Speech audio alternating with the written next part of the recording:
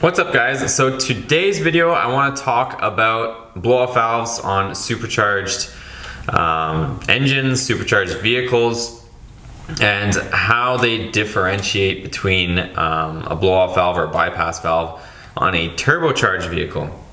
So for those of you guys that are stopping for the first time, or I'll get you up to speed, the truck, the Ram 1500, is pro-charged, and it has a stock blow-off valve or diverter valve. Usually diverter valve, it's called that because it diverts the air back into the intake and it uses it again. But in this case, I'm calling it a blow-off valve because it's just blowing it off and wasting it to the atmosphere. So in that sense, it's much like a blow-off valve on a turbocharged engine. So let's get into it. So what happens on a supercharged engine is obviously you have a big supercharger, which is essentially an air pump, and it's pumping a lot of air. So what happens is when you are accelerating or anything of that nature, you're accelerating, you're on the gas pedal, and the engine's throttle body is open and it's allowing air to come into the engine. That air is being utilized, but the superchargers are always, the speed that the supercharger is spinning and the amount of boost pressure that it's making is always dependent on the engine RPM. So it doesn't matter if you're flooring it at 4,000 RPM or you're just lightly on the throttle at 4,000 RPM, that supercharger is going to be spinning at the same speed regardless. So what happens is if you're flooring it, obviously the intake and the engine is sucking in a bunch of air, right?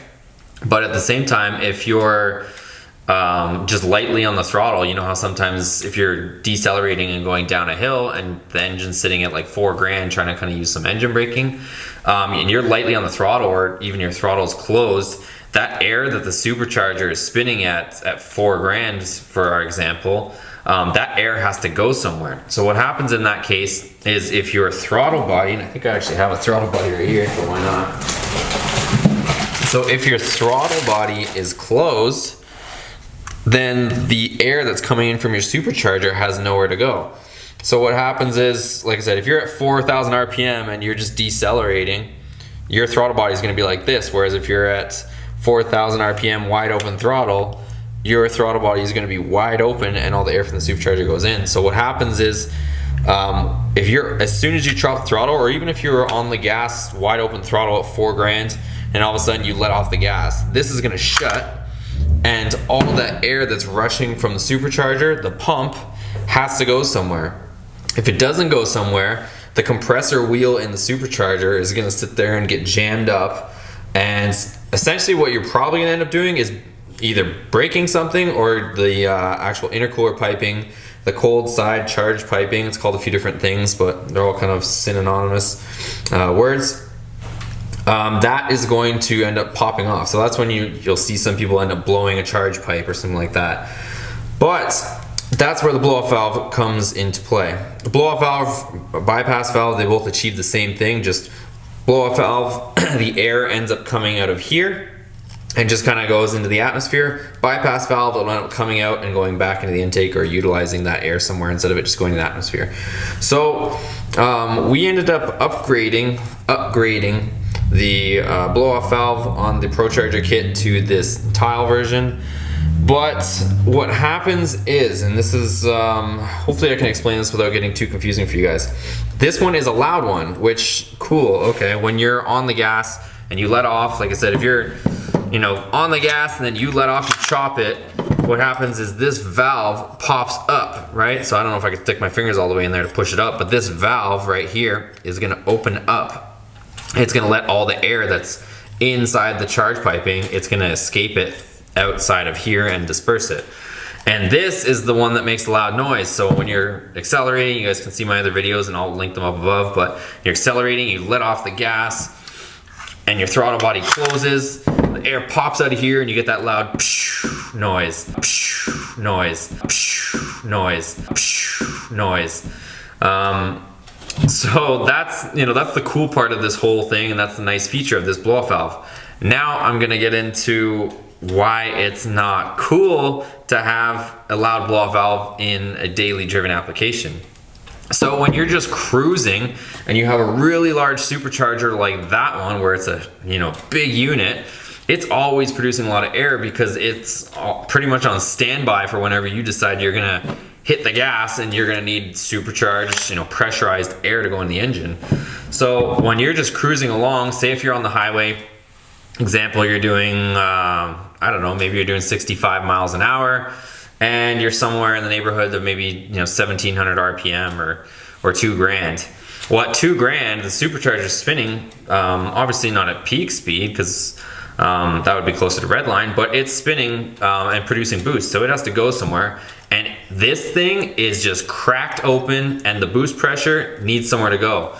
When you're just cruising down the street, your throttle body is just barely open because you're lightly on the gas and the engine isn't really under a load. So this is pretty well closed. The air traveling in has to go somewhere. So this ends up staying open the majority of the time.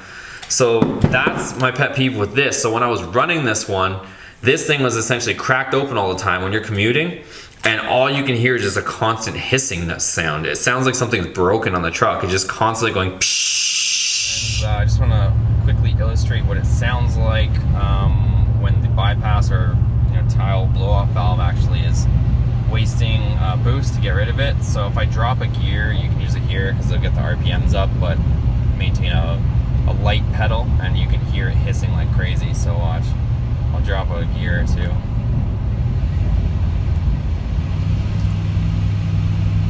You guys hear that hissing? And then if I get on the gas, it'll go away. There's that hiss. Get on the gas, goes away, hiss. So that's what I'm saying, like if you're cruising along at whatever speed you're trying to go, and the RPM is up around just over 2 grand, you'll get this loud audible hiss like we're getting right now, and then you get on the gas, it goes away because it's using that boost pressure. Let off the gas and it's back to its hissing. So I might change back the other bypass valve to the included ProCharger one just to get rid of that noise. Like it sounds like your intercooler piping fell off and it's just blowing out underneath the engine bay, which essentially is what it's doing, because this thing is just sitting here hissing, blowing the whole time. And then as soon as you get on the gas, this valve will shut close and the boost pressure will start going into the engine. But that is a huge factor for you guys when you're considering if you want to get a loud blow-off valve. Just know that when you're cruising along, this thing is going to be hissing 24/7 almost. The difference between putting it on a supercharged application and a turbocharged application.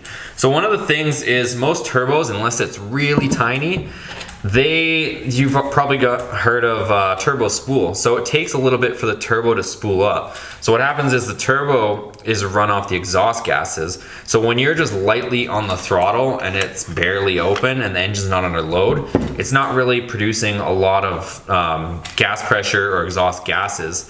So the turbo is just kind of spinning there freely. It's not really spooled up per se. So what happens when you're just cruising lightly on the throttle on a turbocharged vehicle, you can run one of these super loud blow-off valves and it's not going to do anything because it's not pressuring the air pressure that's going through. It's just sitting there, the turbo is just kind of cruising. The only time that the turbo starts actually producing boost is when you lay into the throttle, you start applying throttle and more exhaust gas comes out, the turbo starts spooling up, and then you start building boost pressure. And at that point, this valve stays closed. The only time that this valve decides to open is you end up building up boost pressure. So you're accelerating. This is wide open. You chop the throttle for whatever reason. You're slowing down. You see light, whatever. Then this finally opens and lets out that noise, the blow-off valve sound that everybody knows. So that's what's nicer in a turbocharged application. The only, the only factor with that whole setup, I'm talking more like a big turbo setup or like a moderate size where it's got a bigger turbo and you have to really lay into the throttle to get it to boost. I know some of these, like for example, that little funny Jetta I have outside the daily commuter car, the turbo is probably about this big. So it doesn't take much to actually get it to spool. You have a quicker response time, but at the same time you could just be like barely pressing on the gas and the turbo would start to pick up boost or start to create boost and you would be off to the races. But I hope that clears that up for you guys. I just wanted to kind of let you know this whole situation, because what I ended up doing is, for commuting or driving that truck on the daily, I ended up wanting to go back to the stock Procharger valve. It's cool, it sounds great with this thing, but just for my own sanity, like when you're cruising along, that thing is super annoying. The other thing to factor in is the one that Procharger uses is strictly mechanical. So it just has like a armature that swings back and forth, and you just put a vacuum line on it, and that's how it gets its reference. So I'll kind of explain that. So on the Procharger version, it has a vacuum line with basically a diaphragm. So it gets its reference from vacuum. So when you're boosting, there's positive pressurized air going through the vacuum line to the vacuum connection on the Procharger one, or the bypass valve, blow-off valve, and it's keeping the valve closed from, you know, letting out boost pressure. But what happens is, as soon as you chop the throttle and this closes, your manifold on your engine actually goes into vacuum, and it puts the line that goes and runs to the actual blow-off valve is a vacuum, and it will suck the valve up. So on the Procharger version, there's not much to it. It's just a diaphragm with an actual vacuum line on it, and that's how it operates. When it sees boost pressure, it closes. When it sees vacuum, it opens. That's a simple mechanism that's on the stock Procharger one. But on this one, it actually is a tile version, and it has a spring in here, and you can actually change the spring pressure, so that's something to keep in mind. So it has a spring in here that it has to overcome for the diaphragm to operate, and also has a vacuum or boost line reference. So this one operates the same way, and this one you can kind of see visually. So it has essentially a piston in here with a spring, and what happens is when there's a vacuum on here, it tries to pull the piston up, and when there's boost pressure on here, it tries to push the piston down. And there's also a spring in there to help hold the boost pressure. So when this makes a bunch of boost running through here, the spring pressure helps to keep this piston down, because sometimes just having a boost pressure coming through the vacuum line isn't enough to overcome the forces that are on this piston, so you need a spring in there to help it. But there's all sorts of different rates of springs you can get depending on how much boost you're running, which is another reason why I changed it. So one was the annoyance of that sound, that hissing sound that you get. The other is, I think this thing was actually leaking while we were doing the runs on the last time, if you could believe it. So I wasn't making full boost. I was only making about around 6 pounds, when I should have been closer to 7 or 8 pounds of boost. So last time I took the truck to the quarter mile, I don't even think I was making full boost, because I had this installed, and I even tightened up the belt, so it wasn't a belt slipping issue. Because if you guys watched that video on the last quarter mile, I added belt tension, and I still wasn't making more boost. So I suspect it had to do with this cracking open, because that's the only other thing that changed. Because I was making pretty much 8 pounds rock steady with no issues. Installed this, seemed to be okay, but all of a sudden now I'm making about 6 pounds. So went back to the Procharger version for now, for sanity, and so that we have full boost pressure when we go back to the track. I know that's a lot to take in. I hope that clears it up for you guys, but to keep it simple, short and sweet, on a supercharged vehicle, this thing has to maintain or stay open quite a bit, because the supercharger is just going to create boost. It doesn't know any different. On a turbocharged vehicle, a generously sized turbocharge, this can stay closed most of the time, so you don't have to listen to it. So that's kind of the short of the long. I hope you guys enjoyed this video, found it helpful, maybe learned something. But any questions, feel free to ask them in the comments below, and I'll do my best to answer them, or maybe I'll make another video and maybe go into more depth on this whole scenario. But thanks for watching, guys. If you haven't subscribed, be sure to check out other videos on the channel and hit that bell notification so you're notified of all the latest videos. We'll see you on the next one. Take care.